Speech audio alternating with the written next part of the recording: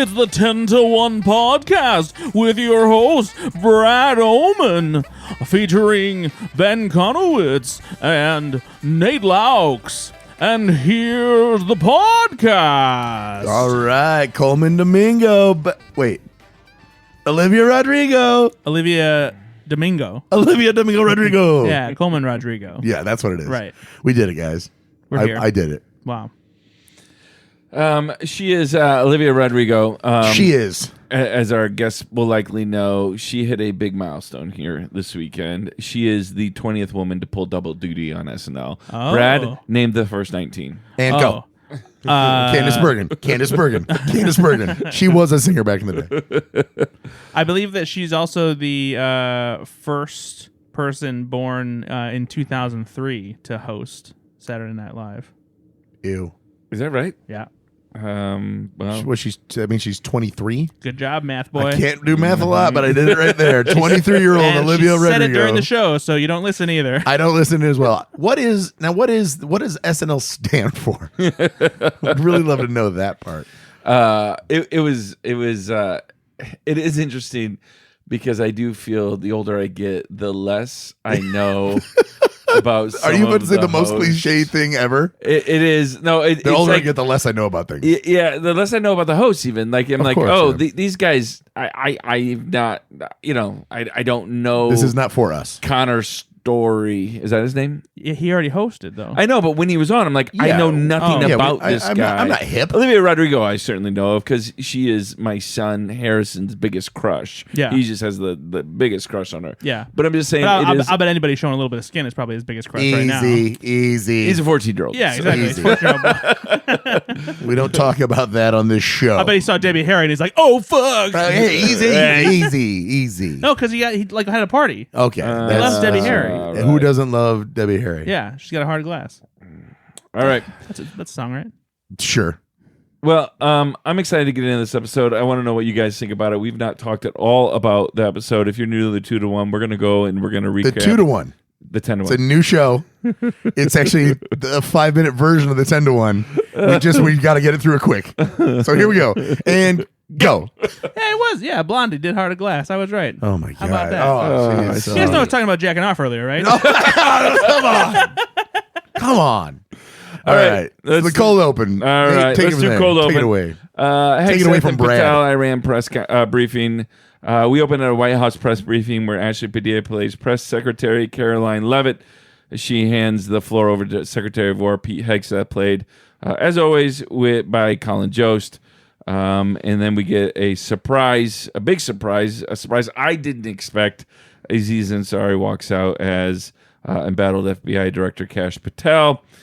All right, so again, we're getting a lot of Colin Jost as Pete Hegseth.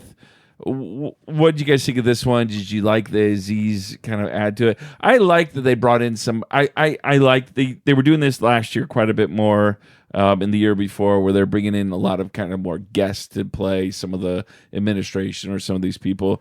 And Aziz is kind of the first one they've brought in a while outside of the SNL cast to do a role. What'd you guys think? No, it was perfect. I mean, SNL is in a position where they don't have an Indian cast member, and so bringing in someone like Aziz to play Kash makes sense. And he did exactly what he should have done with that role, which is just be relentlessly stupid and bulge his eyes, and it was exactly what you want from that kind of performance. It was so good that I think the best joke I saw about it online was like they showed a picture of Aziz Ansari and it said, "Wow, this is just really horrible that Kash Patel would play himself on SNL." Yeah. That level of that's not even a juxtaposition, really. It's an enhancement of what Kash is doing every single day of his life. So I like that it's hard, even though it's hard to parody them. Colin Jost and Aziz Ansari do a good job of parodying the almost unparodyable. Yeah, I think these are some of the rare characters that we get in that the Trump administration that you can actually do something extreme with, and there's a kind of silly to it that you don't get to do as often anymore because everything is so ridiculous. But these two, they're almost on another level because they're like caricatures themselves. They're cartoons. Yeah, and that's a little bit different from Trump because even though Trump does have a very a popular way of speaking that people do impersonations of, that only goes so far. But like people like Pete Hegseth, people like Kash Patel, there's something that you can exploit about them to really characterize them and turn them into cartoons. Yeah, no, the lampooning nature of these two characters specifically is it's high value.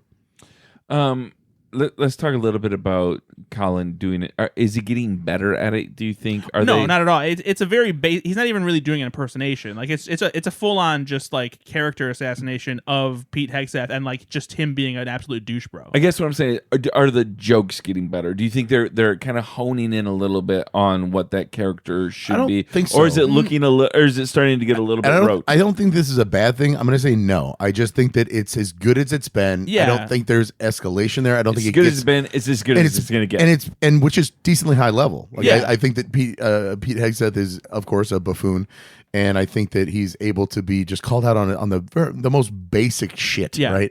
And Colin Jost is doing the Joe Roganish, Alpha, Andrew Tate bro stuff coming out of it, which tracks for all of this, and he's just doing it as play one note real loud, and that's what he's doing, and that's what he's supposed to be doing. Exactly.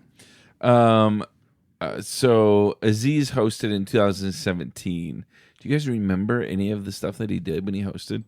I do not. He played Kash Patel back then. I don't remember. Honestly, I kind of thought. Well, that was almost 10 years ago. So. Yeah, I want to go rewatch that episode. Maybe in between this, I'll see if I can rewatch it because I don't remember it at all. So I really don't have a recollection. What was he? What would that have been, Brad? Parks and Rec? Or was that his Netflix show? Yeah, probably would have been because of Master of None. Oh, there you go. I would guess. No, yeah. So overall, I thought that the cold open was fine. As if it's got to be political, I'm glad that they bring in a little new blood with Aziz. Yeah, slightly better than normal. Give Trump a break. Yep. All right, moving on. Monologue. Olivia Rodrigo opens by beaming about her hosting debut, noting that her favorite SNL cast is always the one you watched as a teenager, so naturally hers is the current cast, which I thought was funny. It's a good joke. Makes me feel very old. She's young. Yep. And so I heard she's 23. She went back and showed some of her, when she got started acting and things like that. What did you guys think of this? Did you think she was kind of ready for the moment? Pretty standard cold open. What did you think? No, I think that she did a good job. She didn't seem super nervous. It was clear that she had a good sense of like how to perform other than being a big pop star.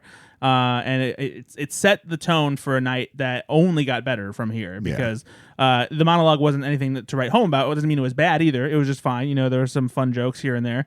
But it was definitely the kind of thing where she really got to strut her stuff as the episode went on, and it was a lot of fun after this. Yeah, showing that her musicality with jumping on the piano and doing an update to driver's license. Yeah, and that was very clever. Yeah, that was great. It was very, and obviously she sings very well too, so that also helped bring it home. So there's very, very clever stuff there. And yeah, the what show was she on when she was a kid? Bizaardvark or something some like Disney that? Channel so show. So just like the commercial for the Gap or whatever. Sorry. Yeah. That she was in.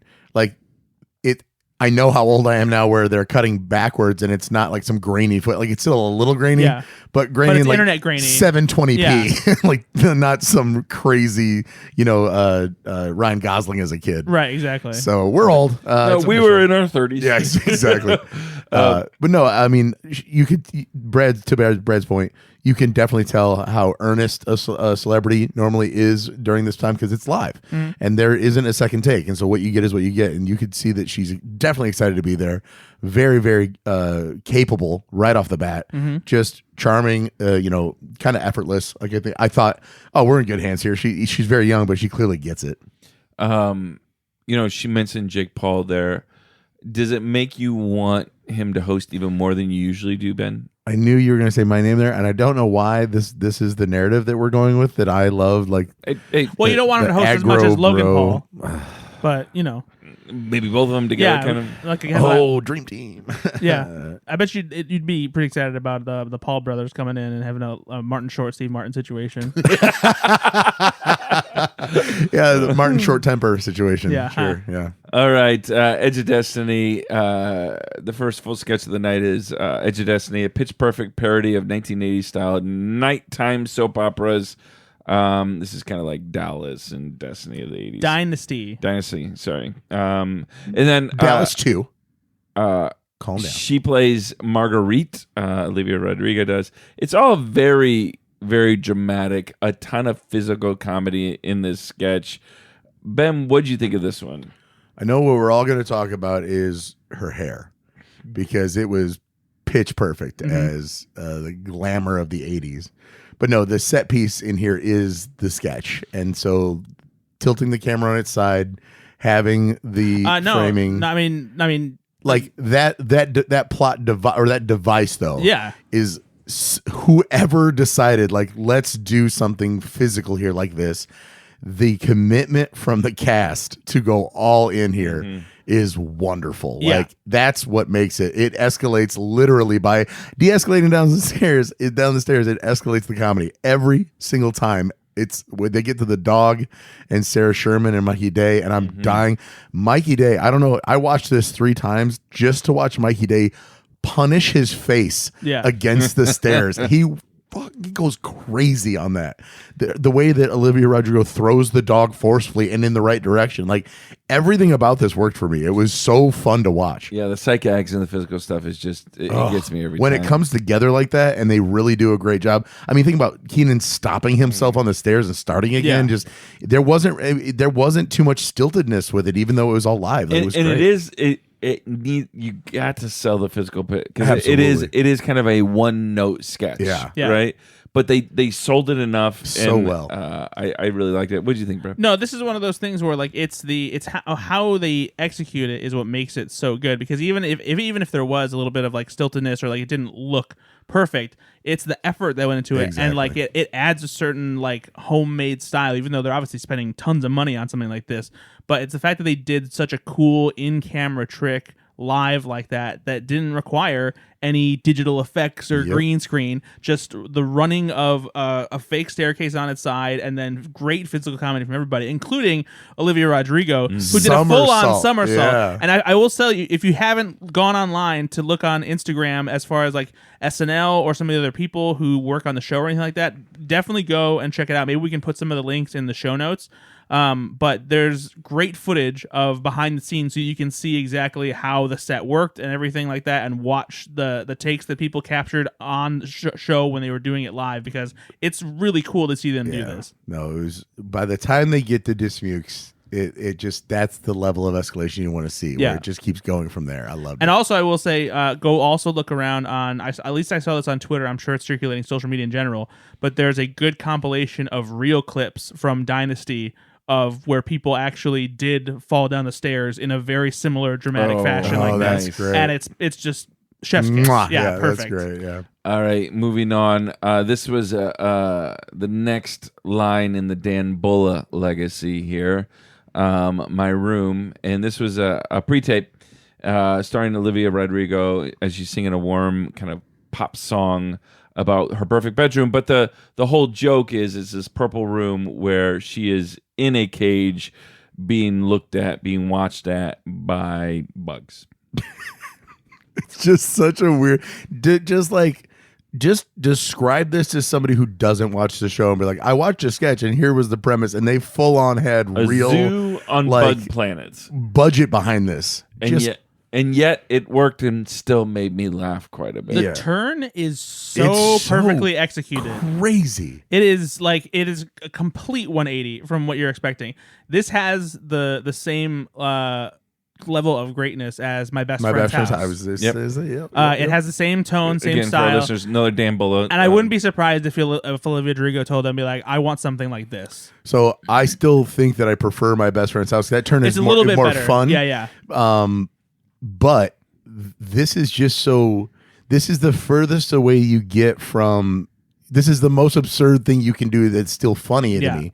Like, it's a wild premise. You have to let go of so much reality to make this work. Yeah. And it works. And let me read some of the lyrics, because again, like, you know, it's a song, it's a great song. She's killing it. But some of the lyrics are just, it is a work of art. And so here's one of the lines. They watch me through my boy band posters, beady eyes all in a row. They sit on bleachers while I use the toilet. When I flush, they clap like it's a dolphin show. The other one. Every day when the sun comes up, the bug people come look at me. They let the zoo members come in first, and the older bugs get in free. It's just so dumb. It is. And I loved every minute of it. It's just, and the animation or I don't know what it is. That's the thing that what it The was. ant-imation. It's well, they're not necessarily ants. They could easily be cockroaches. There's plenty of insects that they resemble. It was Um, pretty good. The joke really required ant, though. Yeah, it was just a joke, Brad. You don't have to go for it every time. I wanted to say it, but I really want to see. So I hope they release a making of, because I am fascinated by how well they piece together the look of the bugs and their world, along with Olivia Rodrigo. How did they shrink her? Oh boy, he's still doing like I don't know if he thinks he's on like on a kid show, like it's like a Nickelodeon fuck around, or I mean Easy with the language. oh sorry, Nickelodeon fuck up. I don't know. You're the worst. You call it out, I call you out. what about James Austin Johnson cameo there too? Well, I mean, it was great to have that extra layer that came to it. There was a lot of great turns in these sketches that came as a surprise that really took the sketch to a different place that I wasn't expecting. But yeah, that was a nice touch.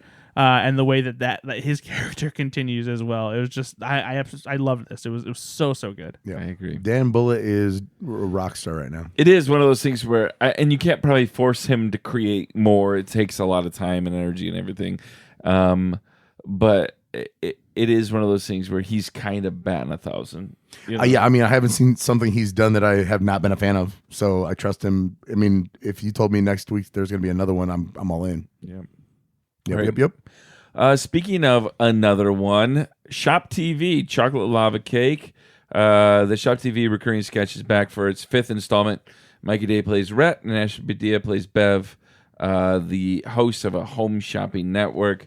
This time their guest is Daisy Ray Rutledge, played by Olivia Rodrigo, who is a baker here to sell her signature chocolate lava cake. I'm going to guess, Ben, you loved that lava cake. Hey, and congratulations to Bev for winning the lawsuit so her daughter is not emancipated from her. That is such a great opening bit. And I can't ever get enough of, like, I've met Mikey Day in that character before. Yep. Like, I've met that person, right? Where they're just flamboyant, but definitely not gay. Just kind of a little Southern twang. I think that I've met that person. They either work on TV or in radio. Yeah, it's just I've definitely met him, and he's freaking hilarious as that character. Like they make the sketch what it is, of course, but it's always when he gets mad at Odell. Yeah, it just makes me come on, Odell, not the Ariel. Don't blur everything around it. Just all that is gold to me. I will always like these. I know there's a bit of diminishing returns because but I don't care. I feel like this one kind of elevated a little bit. I don't feel the good. diminishing returns. Honestly, I see it a little bit just because I can see a little bit of it coming, but it just becomes like, what is the mystery? What is it going to be? Well, that's the thing is like I didn't think the Sabrina Carpenter one was great. I didn't love that one. Like the Michael Keaton one is very good. That I like that one. Carmichael and Adam Driver are good. Chocolate Santa. Yes. But all I those thought are the very Sabrina good. Carpenter one Was a was bit of the a dip. weakest one. I like the Sabrina Carpenter one. So I like them You all. like Sabrina Carpenter. And I think that I think you just like I Sabrina think Carpenter. that I'll bet your sons love Sabrina Carpenter. Why, dude? So I think that no matter what, you know what's coming, of course. Oh, yeah. But it's the idea of like how they will describe it, And the what fact the that he's like, callers will don't say. rim it like that. Don't rim it like that. Yeah, Just exactly. that You know, kind of stuff. it's so funny. Yeah, that's the kind of stuff that matters. And so, like, you're doing a recurring sketch, and for me, it works if they can do that. And they're doing a good job of like the little things where it literally looked like poop on his finger. They hand him toilet papers, and he's like, "Oh, come on!" Yeah, Just I will all say that I was stuff's surprised that they didn't have it leak because I was expecting it to like Right. blast some chocolate right out of the little hole. Maybe they wouldn't. Maybe the censors would I not thought, let them maybe, do that because it looks like. But at the same time, really, that would have been too far. But putting the finger in and pulling I guess. frosting out is not. You know? I don't know. Y'all- Who knows? Y'all ever seen anything like that? Just my wife's once and my cat's every day. And Keenan, shout out to the voiceover work he does there as the caller. You have He's any, like, you have any "What?" other flavors? Yeah, what flavor do Asian. you want? Asian. That's just so good, man. That right there is a butthole. I'm surprised they didn't bring out like a nice strawberry cake. All right, moving on. My ex at a mutual friend's birthday party, Brianna, again played by Olivia Rodrigo, spots her ex Duncan, played by Ben Marshall, across the restaurant and immediately wants to make him jealous. She recruits a nice, agreeable stranger at her table, played by Tommy Brennan, to pose as her new boyfriend. And it's just kind of a back and forth with Ashley Padilla joining the cast there as Beverly. This is a lot of escalation. It's a lot of silliness around a table. I feel like almost sketches around a table are almost a subgenre for SNL. There's just a lot of sketches that do dinner table kind of stuff. What did you think of this one, Brad? This was another home run for Ashley Padilla as a weird character. I love when she gets to do stuff like this, mixing physical with quirky and weird and awkward. The mashed potato smearing all over her face and Ben Marshall's face is just great. Also watching like the escalation between them and seeing how well Olivia Rodrigo and Tommy Brennan go along with it as well, and just they keep feeling threatened by just how absurd it all is. Everything about this was great. I love this one too. The audience laughing when her chunk of mashed potatoes falls in her drink, and she doesn't. Nobody really knows why they're laughing because she didn't know that happened. Yeah. And I love just little moments like that where there's a little extra. And of course, just the shirt on Ben Marshall just alone is enough. But the perfect amount of escalation. They went silly enough without going over the top, too much where it loses what the sketch is supposed to be. And I just, it's a home run. Yeah. I liked this sketch. I loved Ashley Padilla. I don't know if that makes sense. Yeah. I thought the sketch was fine. Ashley Padilla was great. Her performance was great. But it like the rest of the sketch didn't get to me. It was just her doing the mashed potato physical stuff that I thought that's really silly. That's really funny. But I didn't think anything else in the sketch or any of the other performances. There are times where they'll have a sketch like this where even the Rodrigo and then Tommy, even their interactions have a lot funnier lines. And I don't know if that's purposeful this time or they're just showcasing, let's just make sure that we're all the straight men and then that. But I've definitely seen sketches previously where there is an outrageous thing happening and then the back and forth is still pretty funny. Yeah, but you don't always need that. No. Well, I'm just saying. I thought the sketch was still very good. No, it was good. I don't really appreciate you being down on that. All right. Time for weekend update. Brad, get your calculator out. No. All right, moving on. Well, we don't have to do it anymore. Thank God. All right, so let's talk about weekend update. Just kidding. Oh, yeah. See what happens when you try to take it away? He's like a child. I was getting excited for a second because nobody don't do this anymore. All right, well, let's talk a little bit about this. What did you think? I mean, the back and forth was pretty next level. It was very good. Because Jay stopped the show and was looking at Colin for a few times like, I don't know how I'm going to get into this next one from that joke. So there was significant back and forth, I thought. Yeah. So that being said, it was funny. Cam's update bit was good, not great. I don't know. I didn't love it. Alex Earl and Alex Cooper. Did you like that? I hate Brad's going to tell me they're real people and I'm going to get sadder about the world. So, as funny as they were, it was more annoying than funny, and I get why it's funny, but that didn't really hit for me because it was so annoying. There was some groans there too, which I know Brad likes a good groan. Yep. So I'm gonna go 83. Yeah, I'll go. I think you like this better now. I'm gonna say 86. Ooh. All right. 83. What would you do? 87. Oh, you really like this a lot. This was a good one. This was great. There was a lot there. Probably last year I would have given that an 85 to an 88, but I thought you kind of, you've been down so much this year. This was a very good weekend update. I actually don't know if the characters that Veronica Slowikowska and Chloe Fineman played are they real? real. I'll bet you they are, though. Pretty sure they are. I hope they're not, but I'm guaranteeing they are. But they did a great job, but you're right. It's right on the cusp of being actually annoying because of how good they are doing it. And again, that's all kudos to them, but there's tough to watch. There's a podcast that those characters host called Call Her Daddy. Oh, yeah. I've heard of that garbage before. Yeah, they're the hosts of that, which I think is a very popular podcast. I'm sure everyone listening to this that knows this podcast is like, do you just say like in that tone? Yes, I did. I've never listened to it. I'm sorry. I won't. All right. But again, let's go with a little bit of weekend update jokes. Any of them stand out to you? The Cookie Monster one hit me pretty hard. Boy, yeah. Colin Jost has to commit pretty hard to that. Fortunately, they got there before he went. Nom nom nom nom nom nom nom nom nom. It's terrible. Oh my goodness. Yeah, I mean, I thought I know there were some people like not upset, but like groaned about.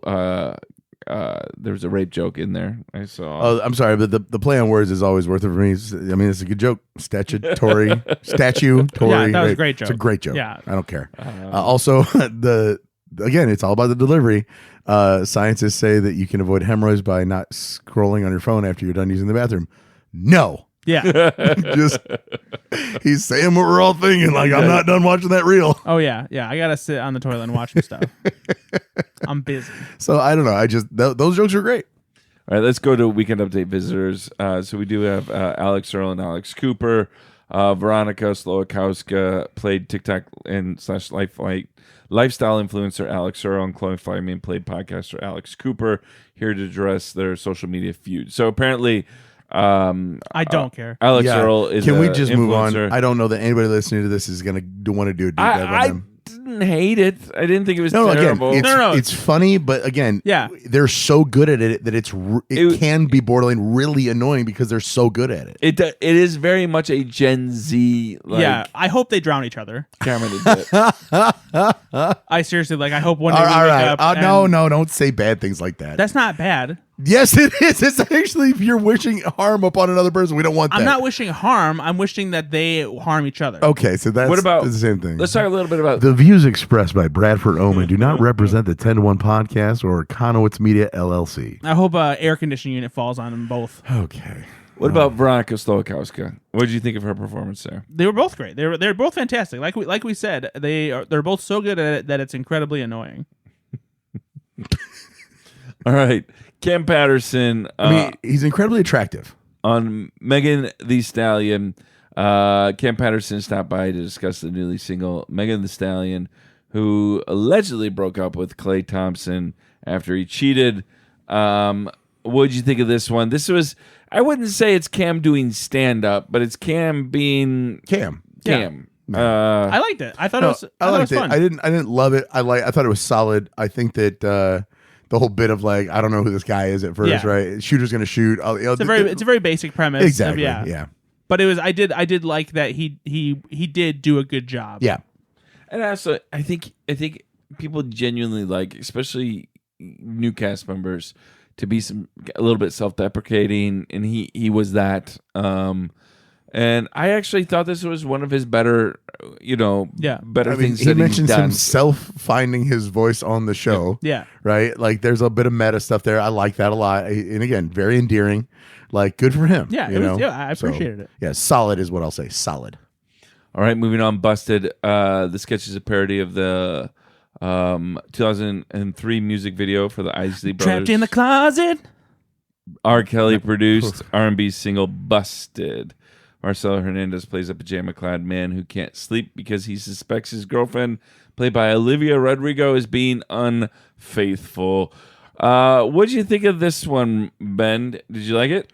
I file this under that takes so much talent, and I definitely enjoyed it. I didn't really laugh heartily out loud at it, but I kept thinking, damn, I couldn't do that. That's so clever. The fact that they're talk singing type stuff, you have to get the timing perfect in this, and they do, and it's really hard to do. Yeah, I did laugh a few times at Jane Wickline in this as well. Yeah, her line that I got these long ass legs, so I be jumping to conclusions. Yeah, that's a great line. Made me laugh a lot. I thought it was very good. I also like to think of her being in the couch. I know. For the first part of that sketch. No, yeah, it was clever. It was very clever. Yeah, no, I thought it was executed very well. Yeah. And I do think sometimes the timing was a little bit as far as the rhythm, but I swear that just shows how hard that is to do, because these are literally some of the best in the world at that. Absolutely. Olivia Rodrigo is literally a world-class performer with timing in musical stuff. And if it's hard for her to do that. Whew. Was it this one? I forget. There was one sketch I watched that seemed to have a little bit of audio issues. It seemed like the audio was not loud enough or not pushed to the mains as much, and it seemed a little muffled on the Peacock. I didn't get that stream. this time, but listeners chime in and please let us know, because we do have. There was just a little, depending on how you listen to the show or how you watch the show, that we have had a few people. It was distracting enough to me to go, oh, there's something a little bit wrong with this, but yeah, I thought this was pretty good. Did you upgrade from a tube TV yet? Or no, still get the 1990s tube TV. Why would I though? Oh, just things like this. Like it still works. Fair enough. Magnavox, good for you. But It's a good brand. Good brand. All right, moving on. Rasta Rideshare, two party girls played by Olivia Rodrigo and Veronica Slowakowska pile into the back of a rideshare car, still buzzing from the night before and making promises to themselves about how they'll behave going forward. Their driver, played by Andrew Smukes, sporting a great mustache, seems completely ordinary until he's a Rasta master, a Rastafarian. And I got to tell you guys, I laughed like crazy in this sketch. The turn here got me so good. Yeah. I laughed out loud hard at this. Mm-hmm. And especially because the run keeps going. Yeah, and that's what makes it is so perfect good. escalation in so this. Great. He is so funny. He is, I really don't want to be a white Rasta guy, but this like inevitability about it. You heard it. Yeah. You heard it. It was straight fire. It was kind of mid. Oh, I appreciate you saying that. But we both know. The line is, I wish that was true, sweetheart. I really do. It was next level, and I can't escape my destiny. Yeah. I mean, it was just so amazing. funny. He looks at his hands like, what have I become? Yeah, and it's just so good. This is like, clearly written by him. It's like someone who realizing that they have superpowers and being like, oh my God. Well, exactly. But I don't want this responsibility. It just made me laugh so much. It was, for me, one of the funniest sketches I've seen in the last little while. Only because it was also a live sketch. But Andrew Smukes was just so perfect in this. He performed. I mean, he performed the Rasta rap perfectly. It was just wonderful. And this was one of those instances that we talked about earlier where the conversation that is like supposed to be the quote unquote straight part of it is actually has a silliness to it, because the what they're talking about is how many the drinks and what they were doing. It's like, cut me off after 26 right. drinks, and because then they talk about like getting naked, but it wasn't even a pool party or something. Yeah, exactly. But just funny stuff. Great misdirection to make you think, oh, this is the premise of the sketch, and they're like, nope, it's this. Yeah, no, just a very, very, very well done sketch. Did you guys see that though? That Andrew Smukes used to actually make money in college doing Rasta stuff. Shut up. No. Yeah, I made that up. Yeah, exactly. But it was believable, Thank kind goodness, of. a little bit. I thought for a second, I'm like, what parody stuff was Brad he doing back in asked, college? no, he didn't tell me no. He's like, no. Yeah. All right. Timothy Chalamet did, though. I believe that. All right, moving on. Safeguard viral videos. The episode closed with a pre-taped commercial parody introducing Safeguard Home Security's new service. The concept is when your home security alarm goes off, Safeguard doesn't just call the police. They send a team of TikTok influencers to make your break-in footage go viral. Again, kind of a little more Gen Z-ish, playing on the viral nature of these kind of videos. I get caught on this. My YouTube algorithm sometimes goes to like stupid videos like this, and then I watch it and it just fills up with different things. Brad, what'd you think? Did this one hit for you or not? I would say that I think this was probably the worst sketch of the night, but I don't think it was bad. Yeah, that's a good. Yeah, it was still amusing. I enjoyed some of the questions. Mikey Day was particularly funny in the way he reacted to answer the questions as well. But yeah, this was not my favorite or anything, but it was just a decent sketch. I thought the concept was fine, but it wasn't great. So to that point, I feel like this is one of those that almost feels like there was a prompt given. Like, what if TikTok influencers were hired by a security company to make their footage go viral? Mm-hmm. Write that sketch, and this is the best version that we get out of that, because there's a bit of limiting. There's a bit of a ceiling here with what you can do with that information. I think. Yeah. Like, you're building a reality in which TikTok people would be at your house. So like, what they did was what they could do with it. Yeah. And it was fine. All right, that is it. That is the episode. Let's talk a little bit about like what did you think of this episode? Did you think it was one of the better ones of the season? Just kind of a solid addition. I thought it was above average. I actually like it more. I liked it, but I like it more actually recapping the Olivia sketches. Rodrigo was a good host master. No, stop right now. You're not even going to do that as a joke. Hey, Brad. We're Brad, not encouraging that. give me more. No, damn it, Nate. The TikTok sketch was a big go bamba. No. And Dynasty threw the people down the stairs. Shut up. I'll swear. Shut your You sweet shut your little mouth. sweet tiny baby mouth. I will smack it closed. What did you think of this, Brad? I think this is one of the best episodes of the season, honestly. I feel like Olivia Rodrigo did just about as good of a job as you can as a debut host pulling double duty. She didn't quite reach the levels of somebody like an Ariana Grande, but I think the quality of the sketches were on par with her episode. But even though she did a good job throughout the show, I think that her range was maybe a little more limited, but she was clearly willing to have fun. She threw herself into physical bits, which I appreciated. Yeah. So I think I would love to see her come back. I think that this was a good enough episode that she proved that she's got what it takes to do this and can easily do it again. But yeah, almost every sketch was a hit, and even the one that I didn't think that was that great was not a bad sketch. Yeah. No, I really like this one overall. I think that they're on a roll lately, honestly. Who was the better host, in your opinion, Olivia Rodrigo or Sabrina Carpenter? Sabrina Carpenter is better because she has better comedy chops, and she has ever since she was a kid. That's fair. What was she on one of these shows too? She was on Girl Meets World, the sequel to Boy Meets World, and she was she played the Sean best friend type of the main character. Oh, okay. Yeah. And she was funny then. She was like she clearly had skill. Clever girl. Yeah. All right, let's go to sketch of the night. It's the Dynasty sketch. The what did they call it? Well, whatever. Falling down the stairs. Edge of Destiny. Edge of Destiny. Yeah, No, that was just the complexity of it with the comedy, the technical details, all of it put the together. cast performances, all of it was so good.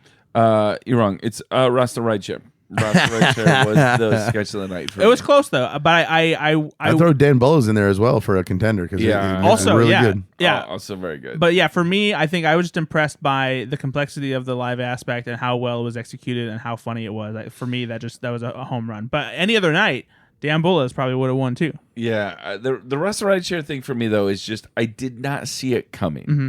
I did not see Andrew Smooks like being actually somewhat competent enough at this, but also just his like so funny. His just like I don't know, dejected like I'm gonna have to do this now thing. Yeah, that part of it just made me laugh. One thing that I do want to bring back up, like this, so I say it so I don't forget it. James Austin Johnson in the Shop TV. With the Jesus of Nazareth high school stuff. That's right. And the dead hand. Like, if you know what I'm saying, he's got the dead hand that's like running its fingers over the book. Yeah. And he's just like, again, that guy is a specific guy and he's real creepy and he writes fanfic or whatever it was about Jesus in high school. And I laughed so hard at that. That was a I very just funny totally little forgot bit. about that. Yeah, Thank you good for letting call. me bring it back up. Good call. All right, MVP of the night. Who'd you guys pick? And that's how I was doing that. I was cycling through the cast members, and I was like, "Oh, James Austin Johnson was great." This was tough It's really hard. because I feel like everyone really did have a breakout moment for the most part. There was a couple cast members that kind of fell by the wayside, but almost everybody had a really good shining moment throughout this one. But I honestly think that I'm going to give it to Olivia Rodrigo because I think that she did a good enough job her first time It's called hosting. Cop out, Nate. That if You don't want to make the tough decisions. You just go with the host. I get it. no, because Follow them down the road. I'm giving it to Colin Jost. How about that? that doesn't make any sense. He was in the cold open and he's on Weekend Update and I like him. Cold Open wasn't even close to being one of the best sketches. So it's like, I said I'd have one scotch. it's like you grabbed a pinata and broke it open and be like, "Oh, this is the best piece of candy." That's a fucking Tootsie All right, Roll. I'm giving it to Aziz Ansari. It's not even the same thing. You Yeah, can't even I'm good. I'm better at this than he break is. into the rules. Who's your MVP, Nate? So if I'm gonna go, he doesn't even have an answer. He's gonna stall for time. I thought he was going to say Sabrina Carpenter. no. If I'm gonna go with my favorite performance in a sketch, it was Dismukes in Rasta. I really loved his performance there. But I think Ashley Padilla had a very good episode.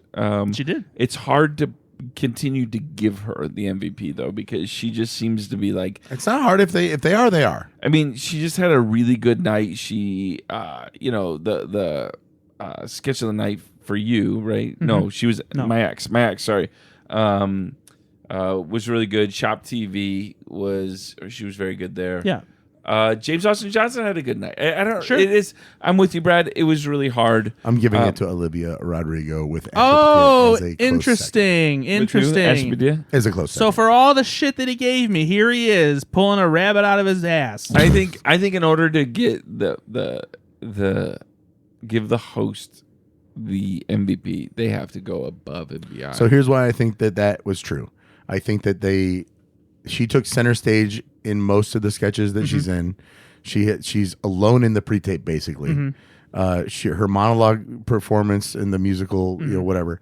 And then even in sketches like Enter Dismukes, she's still in them and still has a good part of it. So she's wildly involved in everything, and it's her first time. And also her first time, but also doing character work. Like that first sketch where the stair sketch, she's putting on an accent and she's having fun with it. It's not just Olivia Rodrigo is this person. And double duty, baby. Yeah. And I'm coming to your side. You guys are convincing me.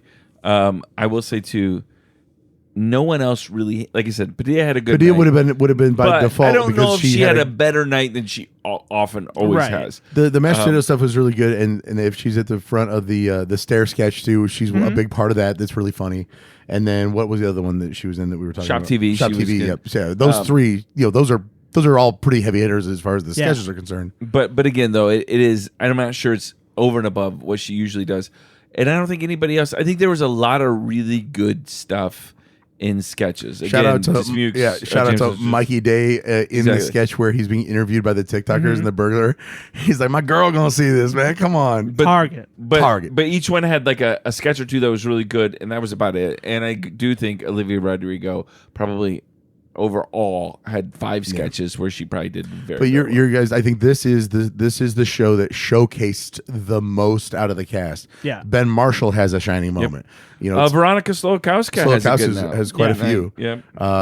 I think that who's what's the guy's name? The Jonathan? Is it John? No. Who's the new guy? That's Jonathan not Taylor Culhane. Thomas. Culhane. So I missed him a little bit. I only saw him in a little bit, but he had some good bits here and there. But yeah, and Sarah Sherman didn't have a super strong episode, but she was still there. But her line in the cold open made me laugh. Where he's like, "What? B cup?" And she goes, one is." That was just a great line. Again, it was a good episode. It was a very good episode. Team effort. Yes. Great job. Everyone seemed to be on. Cold open wasn't bad. Weekend update was great. Kudos to the writers and the cast this week. It's a good episode. What do we got coming up? We got another one yet? Indeed, we have 2 more coming up. Oh my word! Who are they? Season 51. Matty D. Yep, Matt Darth. What is coming? What? He's a new star. Matt Darth. Yeah, he's on Heated Rivalry with Connor Story. Who is it? Matt Damon. He's back, baby. Side note: did you guys see the new Odyssey trailer today? Yes, I did. Did you guys like it? Yeah, I didn't see it yet. I was not able to watch the TV today. It's gonna be one of those that Brad's gonna have to write or edit like 16 articles about the making of the Odyssey because Christopher Was it Nolan, an odyssey to make the Odyssey? It kind of was, but shut up. Don't do that. Christopher Nolan did. Doe. It's one of I read something today that that was funny. they essentially he had IMAX create a new camera specifically for this film. And so it's going to be so much fun. The cast is insane. I don't know if it'll be fun. Do you know the story of the Odyssey? No, but fun's not the first word that comes to mind. Hilarious Othello. Now let me tell you. Oh my God, a real laugh riot. Henry VIII. I'll say this though, Oppenheimer. I still had fun watching the film. I loved watching that film. And my point being is, it's going to be a lot of fun to see. It's going to be a lot of fun. It's going to be an event, cinema event, which we all look forward to. No, of course. But yeah, Matt Damon is hosting. Who rounds out the whole season? And Bradford? Noah Khan, Nate's favorite little sad boys. My guy. I'm going to be sad with him. He's got a documentary out on Netflix now too. It's so good. Did you watch it yet? Nope. It's called The Sad Boy Exchange. It could be. Is it Will Ferrell? Will Ferrell is hosting the season finale indeed, and he'll be joined by Paul McCartney. Yeah. What do you guys From want? Wings. What do you want to see from Will Ferrell? I want to see him kiss Paul McCartney. I'd like to see him bring back Get Off That Shed. Would love to see that. And you know what? Janet Reno. I want to see him. I don't think that works anymore. I want to see Night at the Roxbury guys come back. Yeah, sure. Would you love to see like I really would cast come back? That'd be pretty fun. Yeah. Chris Kattan, kind of like I would love to see them get some of those guys, particularly like a Kattan who is not maybe Sherry O'Terry. Yes, I would love to see some of that come back. Obviously, I want new sketches, I want new characters, but I wouldn't mind if there's one or two homages. A little nostalgia throwback for us. Sherry O'Terry is going to be back in the new Scary Movie that's coming out later this year. Her career has been revived. Let her host. Yeah, I like it. Get her back. Yeah. Also, get Bobby Moynihan to host. Please. What are we doing? Well, we missed our chance. Before those, Vanessa Bayer. I'm just sorry. Yes, I just need please. Vanessa. Who is in Scrubs? Have you? Oh, she's doing great. I love her so much. She also had a voice in fantastic. Hoppers. She's so good. Yep. We got a couple weeks to enjoy here before the end of the complete season here. So next week, right? Matt Damon. Matt Damon. And the week after that? Ferrell. Real quick, too, I want to say that I recently went to go see former Saturday Night Live cast member Michael Longfellow perform at the Den Theater in Chicago, and that was a real treat. He is hilarious. It was fantastic to see him. He did talk about SNL a bit. He talked about some of the sketches that he remembered pitching that didn't get picked, and like he went through and like did some of the bits and stuff from them, which was really funny. And then I got to talk to him a little bit afterwards because he has this great joke in the Lorne Michaels documentary, which, by the way, is available to watch at home now if you want to. Okay. But during the meeting with for Kate McKinnon's episode where they go into Lorne's office and everyone does their pitches, and if you don't know, a lot of the people typically do some kind of like fake pitch that they're probably not going to actually write for the episode. Yeah. Because everyone has to pitch something. Exactly. And usually sometimes it's just like a joke, you know? And so they're not really going to write that sketch. It's just a funny thing to think about. And so when Kate McKinnon was there, Michael Longfellow goes, okay, I'm thinking that maybe you could be somebody who like sees a semi-truck. And then they go, I don't know. That looks like a full truck to me. The room cracked up. Kate McKinnon got up and shook his hand. I loved that joke so much. And he uses it in his stand-up bit, and it connects to a longer bit, which I thought was great. And so I talked to him about that afterwards. I was like, you're in the Lorne documentary. And he's like, oh, yeah, I heard about that. I was like, and it was great to hear that's the semi-truck joke that you did. And the thing is like, oh yeah, that was really good. He was like, the one of the times that like where they were shooting, he's like, they came into my office and I had just taken a huge rip off my vape. And he's like, they didn't put that in the movie, did they? But he was great. It was a lot of fun. No, I miss him. I think that, you know, the show does what the show does, meaning Lorne does what Lorne does to get rid of people, move people around. And I lament the loss of Michael Longfellow. Yeah. He's and brilliant. he did say that he was let go, so he didn't leave, which is a bummer. But yeah, his stand up is really good too. It's got Norm Macdonald sensibilities. There's a little bit of Mitch Hedberg in there, and then a little bit of his own eccentricities as well. It was great to see, and I wish you guys would have accepted my invite to come with me, but you didn't want to. Yeah, you took your girlfriend. It's fine. All right. Well, thanks so much for sharing that story, Brad. Sounded insincere. That sounded incredibly insincere. Like, I don't know if you could have faked more insincerity than what you actually gave right there. Well, Brad, thanks for coming in. You had already hired for the position, and this interview got left over. Well, we appreciate you taking the time. Thanks for taking the time. No, we'll definitely get back to you. We'll be in touch. We'll be in touch. You don't call us. We'll call you. All right, we'll be back next week. Brad, where can people find you? You can find me slashfrom.com, /from weekly podcast, and you can also find me on Twitter and Blue Sky, Ethan Anderton. And I don't know, maybe check out the Pop Culture podcast if you like hearing my stupid voice talk about other stuff. And you can also look at Brad's junk on Instagram. It's not what you think. And TikTok. It's not what you think. It's about junk food, not my testicles. Oh my God! I always tell you don't need to say the second part. Please don't touch my testicles. Okay, Tom Hanks. You got anything?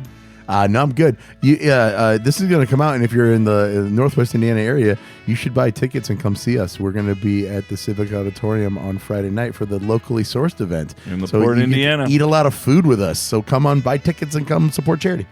All right. We'll be back next week. Be good to yourself. Be good to others. Bye-bye.